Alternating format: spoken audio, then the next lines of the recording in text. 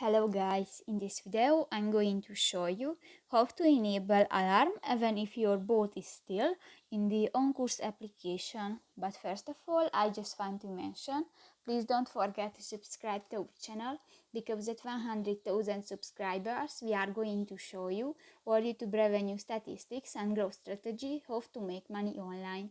So let's jump into it. First of all, open the application on your device.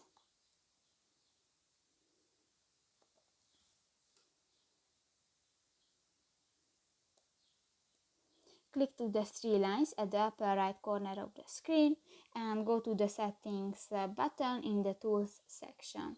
At the left side on the screen, click to the alerts option, and here you can find the enable alarm even if your boat is still option. And if you want to enable, just click to the next white circle and new this alarm is enabled. So that's pretty much it for this video guys. See you in the next one. Bye bye.